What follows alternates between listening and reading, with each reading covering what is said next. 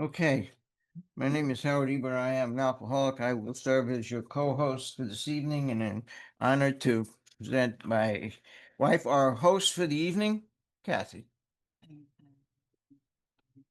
My name is Kathy. I am an alcoholic, and it's good to see everyone. And really glad to be here tonight. So we are in. There is a solution. We're still in. I beg your pardon. We're still in step one. And what we talked about last week was we talked about how we have this common solution, which is the cement that binds us. Let me back that up. Sorry, the cement that binds us, which is the common solution and the common pearl. How we need, if we have the problem, we need to have the solution to keep us here.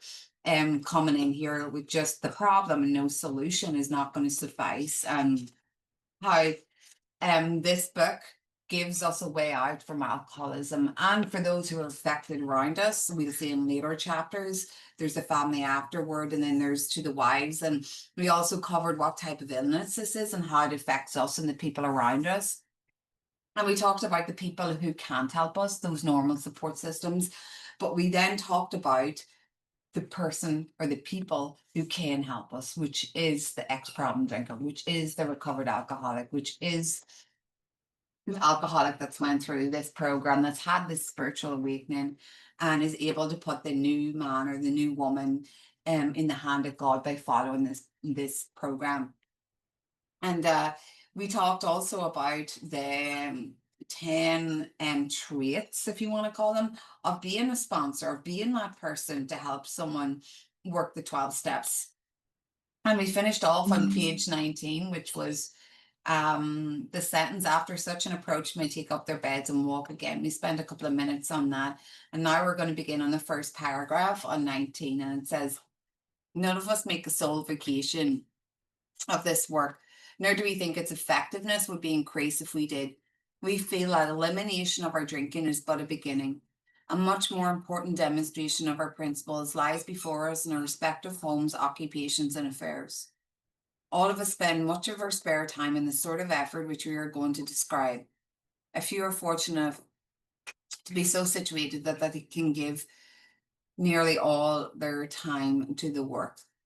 I'll let you comment on that first. Sure. Well, again, it begins by pointing out none of us, meaning the first 100. Whenever Bill says we, he's talking about the first 100, and he's pointing out that none of them make, and whether it's 100 or 40 or 80, it's inconsequential. The originals, Nate, did not make a vocation. They weren't doing this as a profession.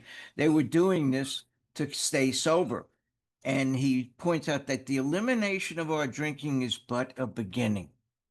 And further on, we're going to see where Bill addresses head on that question. For the person who says that sobriety is enough, Bill's answer is nonsense.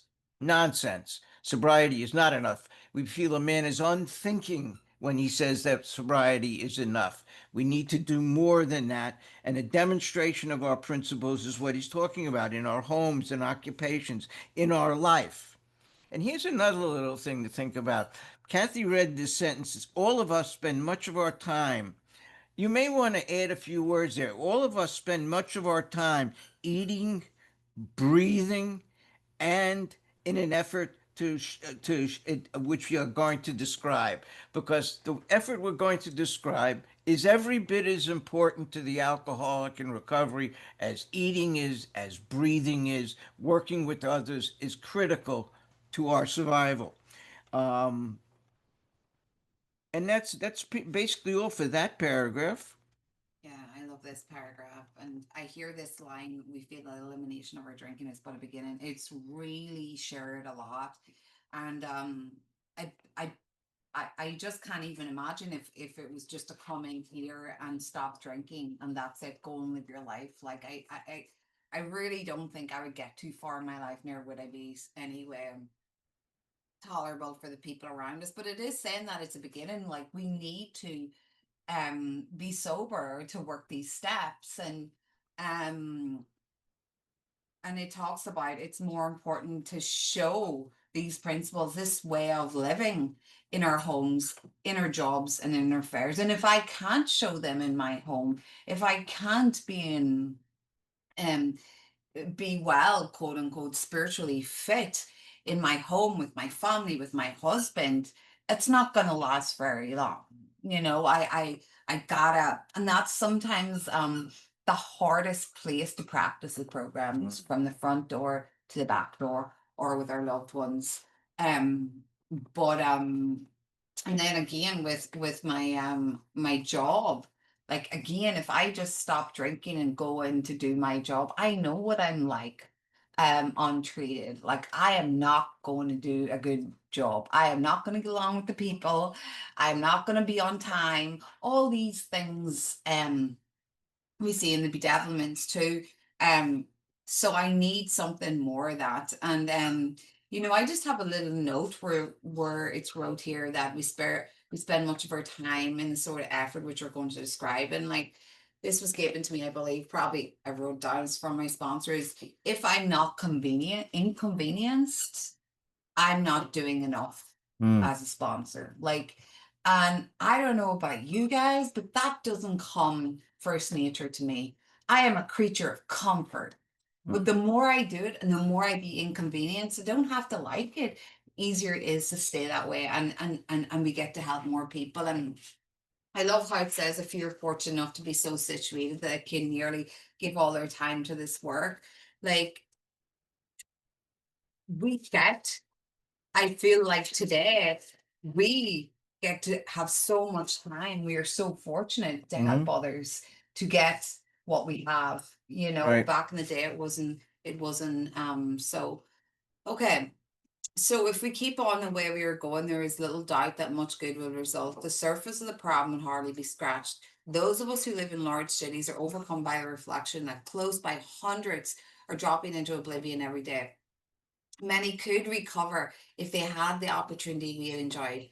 How then shall we present that which has been so freely given to us? Aaron? Yeah, the first part of this paragraph kind of threw me for a while. If we keep on the way we're going, what does that mean? Well, what it occurs to me is that from Bill's perspective, when this was written, if they kept on the way they were going, which means spreading the message purely by word of mouth, if they were to continue doing that, there's no doubt that some good would result. But the problem would barely be scratched. The surface of the problem would barely be scratched. We need to do so much more than that. And I think it goes back to we owe it to every newcomer who comes into our meetings to take them right away to page 17 and point out to them that this common solution can only be had with the common peril, which is fellowship. Fellowship and solution are the two elements which bind us together. That if they don't do both of those things, they're relying only on fellowship. And eventually, fellowship is going to fail. Eventually, they're going to go back to drinking and they're going to say that AA didn't work for them. And you know what? They're right. AA didn't work for them because we didn't get those people, grab them literally by the neck and tell them, you're going to die from this disease.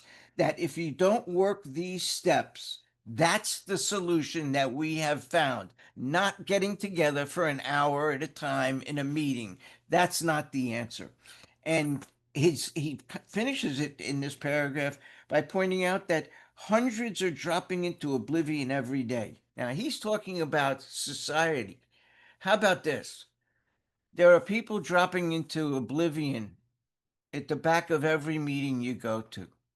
There are people dying from this disease in the rooms of Alcoholics Anonymous, and we're letting it happen because we're not getting to those people fast enough. We are worried that if we mention God or if we get too serious about the steps, that'll scare them off.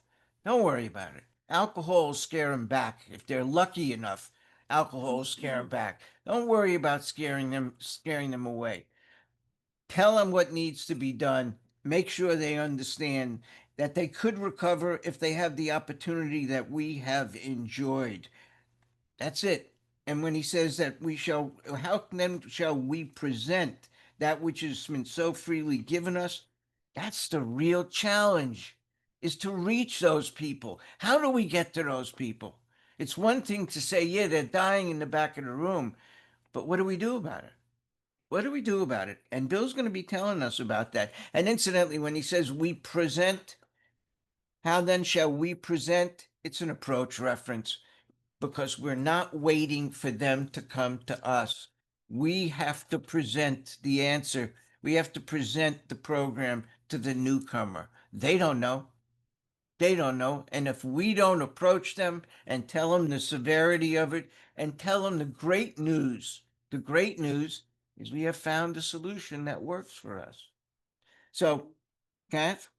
Yeah, I love this last line. Many could recover through the opportunity we've enjoyed, and I feel so blessed. And I'm sure I'm not the only one. Like to have been approached by someone armed with the facts and had a sponsor to take them through this, or was experienced um the step work through, whether it was the speaker tapes or so on and so forth. Like, and now in this day and age, we're on modem to modem. Like, we have no, we have no excuse not to get this. You know what I mean? And I love that. How then shall we present that which was so freely given us? Like, freely we give and freely we receive.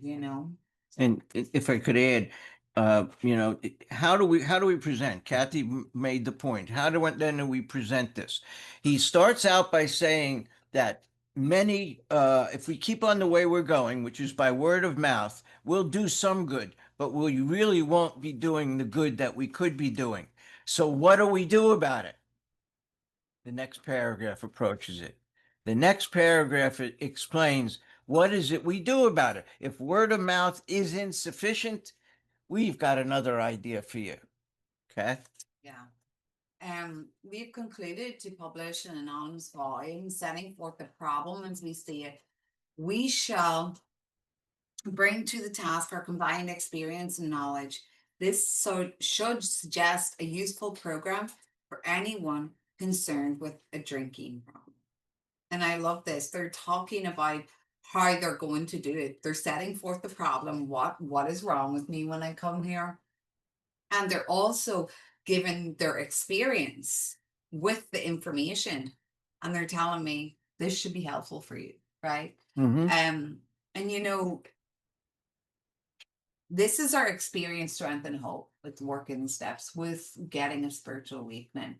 Um, and I have a little note beside mine, like here is giving someone information and knowledge without love is brutality. You know what I mean? We're not here to um school people per se. We're not here to like, there's no hierarchy. We looked at that last week, but we do this with love, right? Yeah. That's all I got. And there's the answer. How then do we reach these people? If we continue the way we're going by word of mouth, eh, yeah, we'll reach who we reach. But if we can put this program in writing and spread the message, as it turns out, by mail. We read about this in the preface, in the forwards, that we found that not only could we spread the message by word of mouth, but we could spread it by mail, and that changed everything. And we have another one after that. We have by internet, and we're doing that now here as well. So we've approached the question and we've dealt with that. We put our solution in a book that reflects what? Our message. And what is our message? Our combined experience and knowledge. And knowledge. That knowledge without experience is useless. Doctors, all of these guys have have stuff on their wall about all the education they've had and all of the training they've had, and they don't have the experience that we have. we have already ascertained that our what we have is unique. It is without parallel. We can get through to the alcoholic when nobody else can. We talked last week about all of society's support systems don't apply to us. What does apply is an alcoholic who has depth and weight, who has found the message and has the answers for him. That's what we're talking about here. Combined experience and knowledge. And maybe, and because I'm a history buff, I like to dig a little bit deeper into this. When this book was written, there was great friction, let's put it that way, to put it mildly, between AA in Akron and AA in New York. And thank God for Cleveland, for Clarence Snyder in Cleveland, because he kind of pushed in the direction of the believers in New York to get this book written the way that it's written. That Akron wanted to stay closer to the Oxford groups. The New Yorkers didn't even want to mention God in the book. And it was because Cleveland was leaning towards that kind of belief that it really caught on. But the reason I mention it is I take this paragraph as a plea for unity between Akron and New York. When he says, we shall bring to the task our combined knowledge and experience. Why else would he use the word combined? He could just say, we bring to the task our experience and knowledge, and it would make the same point.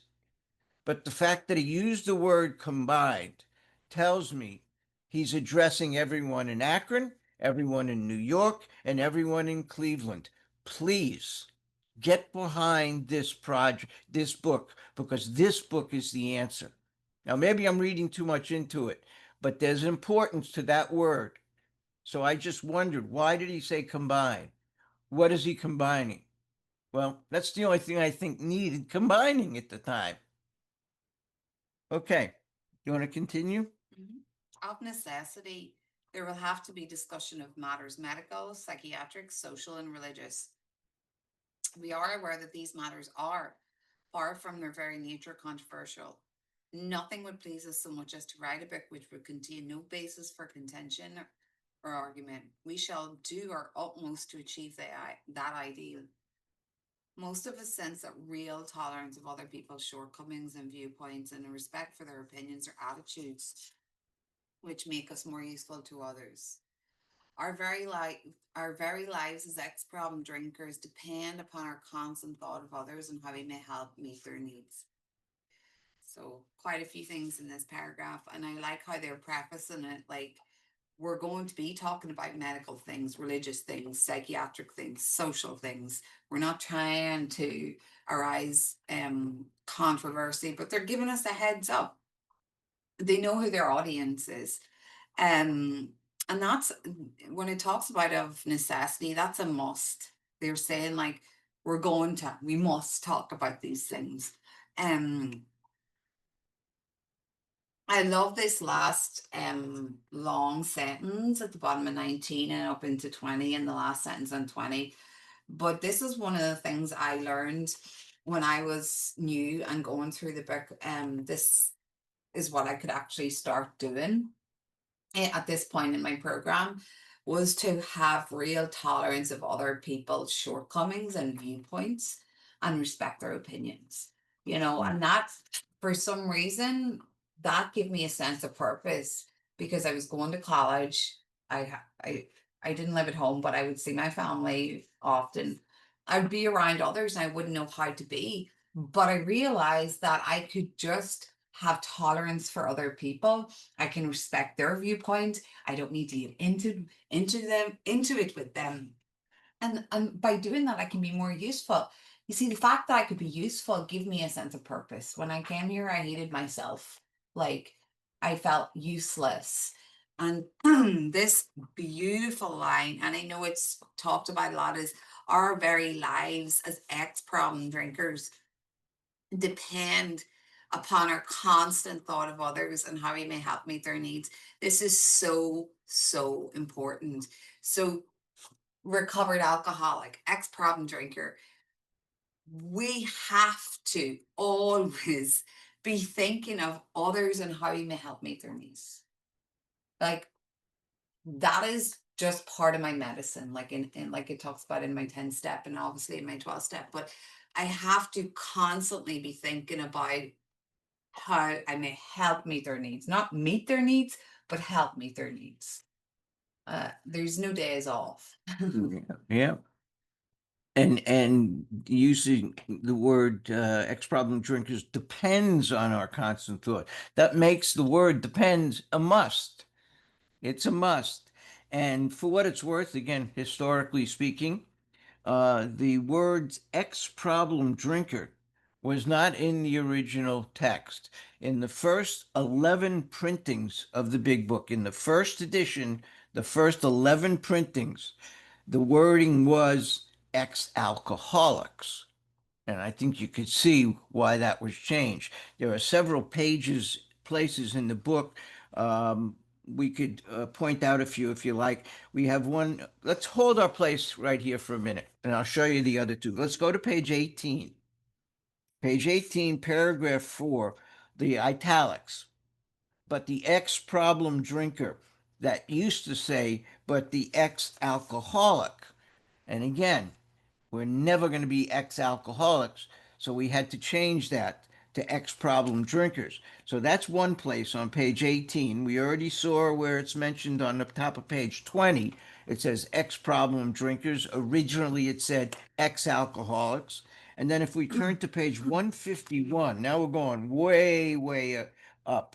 Page 151, paragraph 3. 151, paragraph 3. The last few words on the page, as ex-problem drinkers. Originally, that was worded as ex-alcoholics.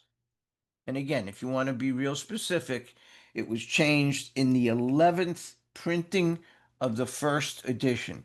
So for the first, if you've got a book that says that, you're not only lucky because you got a first edition, but you got one with the original wording in it. So I think that probably makes that book a little bit more valuable than some others. But as Kathy was started out, this paragraph, again, I think continues in a plea for unity. He's saying in the previous paragraph, we're kind of combined our knowledge, but he's also saying we know that it's controversial. And if you look up controversial in the dictionary, it's defined as contrary opinions and debates. Contrary opinions. So he knows he's dealing with contrary opinions in New York, in Akron. They don't see things the same way. And so he says, we know we're going to have a discussion of matters medical. Well, let's start off with the book, the beginning of the book, the doctor's opinion, deals with it right away. And then we're going to talk about things psychiatric, which I interpret as being the inventory process, pages 64 to 71. And then we're going to talk about things social, which I view as chapter 7 and 10, which is working with others. And then we're going to deal with matters religious or, more appropriately, spiritual, and that would be agnostics. So he knows what he's laying out here, and he's pointing out that we know it's controversial. We're going to address it. We're going to have these chapters that are going to address these things, and it's important, please, to go into it with an open mind. And he's saying that we're going to do our most to achieve the ideal of providing a program that doesn't provide a basis for disagreement, but that's impossible. That's impossible. But here's the real gist. Kathy mentioned it, the heart of what this paragraph says. Most of us sense that real tolerance, not begrudging tolerance. You may have begrudging tolerance for your mother-in-law because you have to live with her, but that's not real tolerance. Real tolerance equals acceptance. Real tolerance is acceptance of what? other people's shortcomings and viewpoints, and respect for their opinions. Again, attention New York, attention Akron. We need to be together on this. Why? And he says, because it makes us more useful to others. Having an open mind is our goal, is critical. So please, as you read these controversial chapters that Bill is talking about, the medical stuff, the psychiatric, social, etc., which we put into chapters 7 and 10, and agnostics and doctor's opinion and so on, all of those things, he's asking people to keep an open mind. Why? Because our very lives depend on it. As Kathy said, that the use of the word depend and constant make this a must, Yeah, right? 100%. Alrighty. You may already have asked yourself, why is it that all of us became so very ill from drinking? Doubtless you're curious to discover how and why, in the face of expert opinion to the contrary, we have recovered from a hopeless condition of mind and body. If you're an alcoholic who wants to get over it, you may already be asking, what do I have to do? This is beautiful. I did not ask myself this when I got to this paragraph. I didn't ask myself this question, but the doctor's opinion tells me exactly why, physically, mentally, and spiritually. Why I've become so sick from drinking. But it's also telling us here that we have recovered from this hopeless condition of mind and body. We've recovered from the obsession of the mind. And obviously, the physical allergy is not activated. We're sober. So we have recovered body and mind. Um, and now it's I love this. Like, if you want to get over it, what do I have to do? It's a program of action. And this is the book's purpose, right? We're going to look at it in the next paragraph, but this is a program of action. I'll give it over to you. Yeah. In this paragraph, Kathy read, doubtless you are curious to discover how and why, in the face of expert opinion to the contrary. What does that mean? Well, you may want to, again, let's hold our place here. And next to that, put see doctor's opinion, page XXX. Because if you turn to doctor's opinion XXX, and if you have the study version, incidentally, that's on page XXVIII, but it's the page that ends with the doctor's opinions. It says on the page we just read that that how and why, in the face of expert opinion. What is the expert opinion? See the last line on page XXX of the doctor's opinion. For that statement, it says, among physicians, the general opinion seems to be that most chronic alcoholics are doomed. Or doomed. He's saying that in face of expert opinion, we have recovered. Because if you remember, when we read this line, among physicians, general opinion seems to be most alcoholics are doomed, I followed it up with a suggestion that we put in, but we of Alcoholics Anonymous are more than 100 men of women who have recovered from a seemingly hopeless state of mind, body, and spirit. How do you think? What do you think about dem apples? And Bill says the same thing here. He says the same thing. In spite of the opinions to the contrary, we have recovered. And again, recovered is in orange because it's a reference to recovered. But it tells us what we've recovered from. We've recovered from this hopeless state of mind and body. And it ends with pointing out that you may already be asking what we have to do. Well, have to do, first of all, is a must. So what is it that I must do? Notice it doesn't say, what is it that I must say? What is it I must feel? What do I have to read? What do I have to discuss? What do I have to think? Uh-uh. This is a program for people who do it, who do it.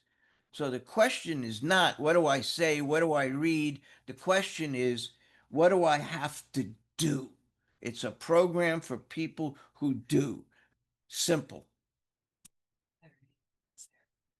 Okay. So,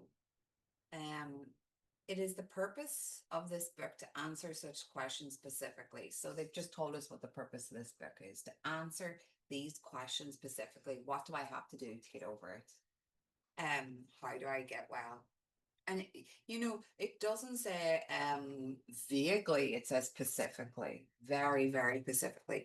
We should tell you what we have done. Again, the 100 has done it. Bill, they're under 100, as many as there was, right? They have done it. They have wrote it down for us. And it's the purpose to show us how to go from this hopeless state of mind and body to being recovered, return to health, the obsession being removed. And it goes on to say, before going into a detailed discussion, it may be well to summarize some points as we see them. And before we go on to that, Howard, did you want to say anything on that, Barger? Yeah, yeah. It ends with, before we go into detailed discussion, it may be well to summarize some points as we see them. That detailed discussion begins at the bottom of this page when he starts talking about the moderate drinkers, the hard drinkers, the real alcoholic. So when he says, before we get into a detailed discussion, the detailed discussion starts at the bottom of this page and continues until page 60, where he lays out the A, B, and C. He starts talking about all of those things, and between page 20 and page 60, we've learned certain things. What have we learned? A, B, C. So let's keep that in mind. And the other thing I want to point out, as Kathy mentioned, is the use of the word specifically. Previously, Bill used the word precisely in the foreword. He gives us clear-cut directions in a few pages. On page 29, he says clear-cut directions. And here he says specifically. Now, I don't understand how in a book that uses words like precisely, specifically, clear-cut, how you could read those words and only an alcoholic would make a stupid statement like, there are as many ways to work this as there are people in this program. Huh? How did you get that out of precisely and specifically and clear cut? It doesn't seem like a hell of a lot of elbow room for interpretation there. But typical alcoholic, we're going to find daylight anywhere we can. And as Kathy mentioned, we're going to show you what we have done. We're going to tell you what we have done. We're going to show you. That's the word that Bill has used a few times. It is the purpose of this book to show you precisely. Remember that from the beginning? Well, he's just repeating it now, and this time he uses the word specifically. But we're showing you what we've done. Thanks, sir. So in this next little paragraph, I love to ask myself these questions, even if it wasn't said to me before. But I ask myself these questions. So to make it interactive, I'd love if you guys do the same, and you can just mark it in your book, and at the end, maybe you can go through it and share. So it says, how many times people have said to us, I can take it or leave it alone. I've heard that. Why can't he? Yeah, why can't she? Why don't you drink like a gentleman or quit? Or ladies here, why don't you drink like a lady and quit? I mean, that was the great delusion. Like, I wanted to drink like a lady, martini in hand and ball gown dress, like, and two, and that was it. But that didn't happen. I saw how gentlemen and ladies drink. I'm not interested in that. Yes, yes, Howard. Yeah, that fellow can't handle his liquor. I've been told that. Why don't you try beer and wine? I've did that. Lay off the hard stuff. I've thought that. His willpower must be weak. I thought that every morning I came to, basically, and did it again. He could stop if he wanted to. I've thought that clearly because my actions showed it. She's such a sweet girl. I should think he'd stop for her sake, or he's such a sweet guy. I think he would stop for, am I doing this the right way? For Sorry, she's such a sweet girl. I should think he'd stop for her sake, right? Mhm. Get into a relationship. I thought that too. The doctor told him if he ever drank again, it would kill him. But there he is, all lit up again. And I relate to that. Now, these are commonplace observations on drinkers, which we hear all the time.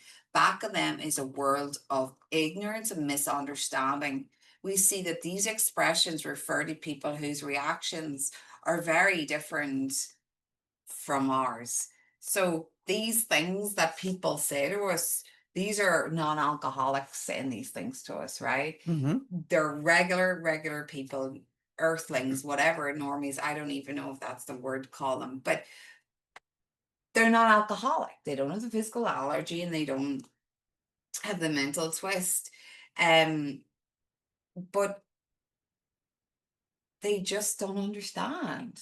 They don't have the knowledge of what this illness is. And like, you know, I find even in today's age, which just kind of makes me sad to say that there's not a lot of people who are like, I'll get the big book and read about it for, for my employees. Like, I mean, maybe that is a thing, but I feel like people are still very much in the dark about alcoholism. That's just an opinion. Um, but I'm sure we've heard these things and yeah. Hard. Yeah, these are statements that are heard by people up here, judges, doctors, policemen, parents, loved ones. There are people up here who are doing this. You got to do this, and you did this, and it's up here. One of the beautiful things, perhaps the most beautiful thing about Alcoholics Anonymous is it's here. It's right here. It's eye to eye. Nobody's looking down on anybody else. You've heard that expression. The only time we look down on another alcoholic is when we lean over to pick them up. So these are statements, as Kathy mentioned, that are being said by people who don't understand. How do you explain craving to somebody who's never experienced it? They don't understand. And back of all of their misunderstanding is a world of ignorance and misunderstanding. How about just say no? All of those statements come down to just say no. If that isn't ignorant, I don't know what is. Um, and there's actually a couple of more things you may want to add to this list. It said the doctor said if he drank again, it would kill him, but he's lit up all again. How about a bad case of jitters? You'd think he'd stop after a bad case of jitters, right? How about in today's day and age with Narcan? How many times you have to be revived with Narcan before you quit, right? I know plenty of people who were out, gone, dead, and Narcan revived them, and they went right back to using because that just give them another opportunity to continue what they were doing.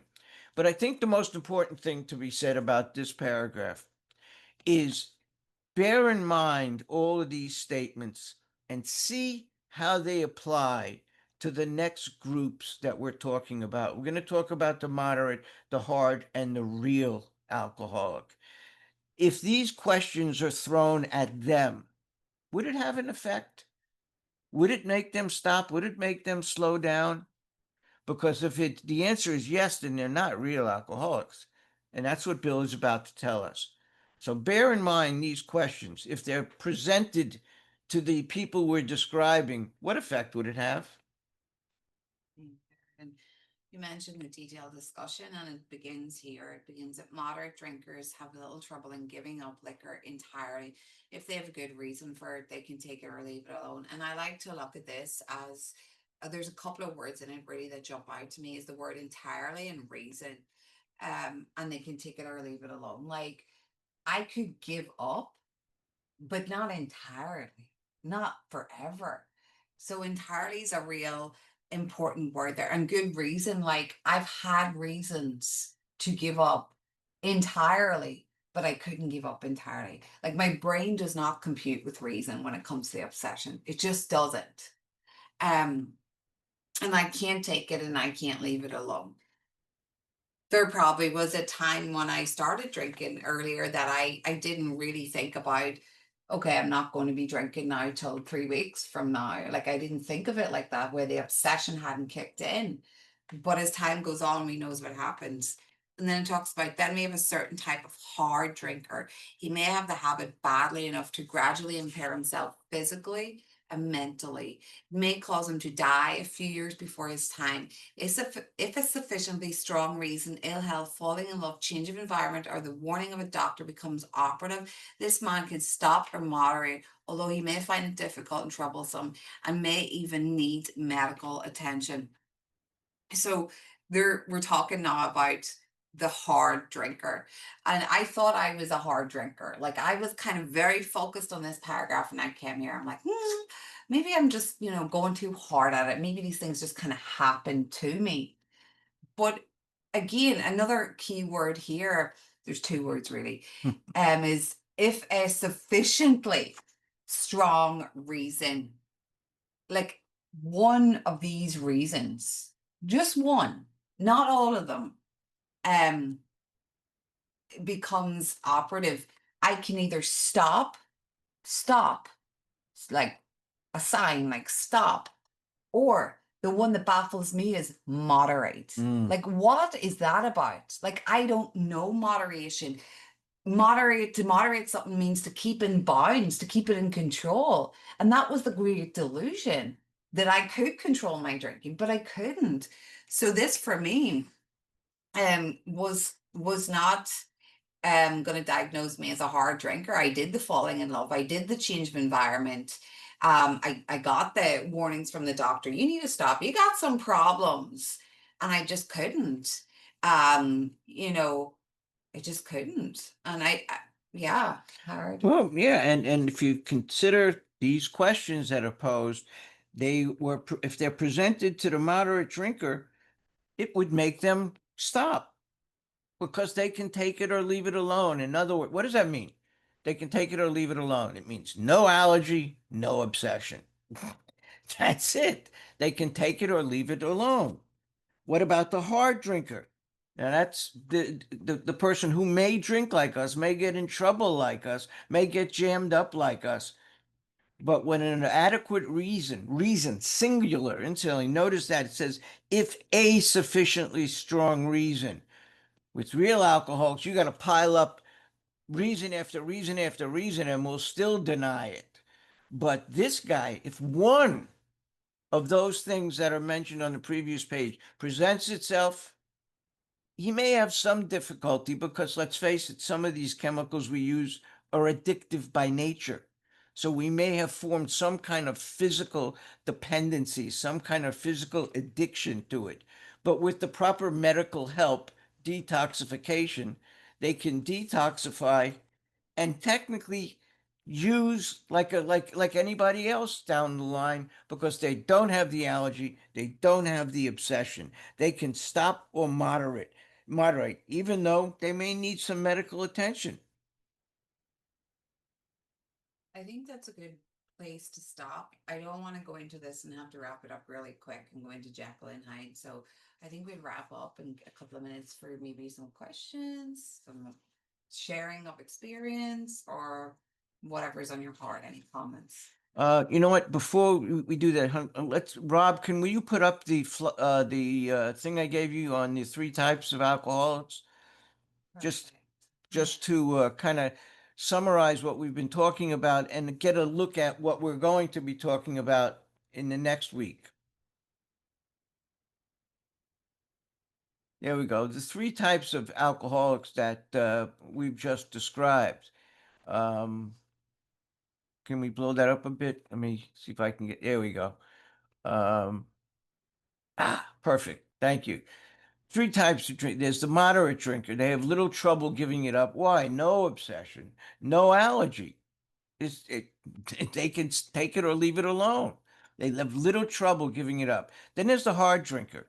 That drinking is a problem, but if a sufficient reason, singular, they can stop or moderate. Yes, they've got some degree of a mental obsession, but with the right treatment, that can be dealt with. And they have no physical allergy. No physical allergy. They become physically dependent, but that's a little different than an allergy. And we're going to get into this last area next week, where at some stage we cross that line, or as Joe and Charlie used like to say, were we too drunk to even see that there was a line there to cross? But we'll get to that next week. So the point is, all of these things that are presented on page 20, why don't you drink like a gentleman? That fellow can't handle his liquor. His willpower must be weak, blah, blah, blah, blah, blah, would apply to the moderate drinker, would apply to the hard drinker. That's it. Okay, I'm going to stop the recording.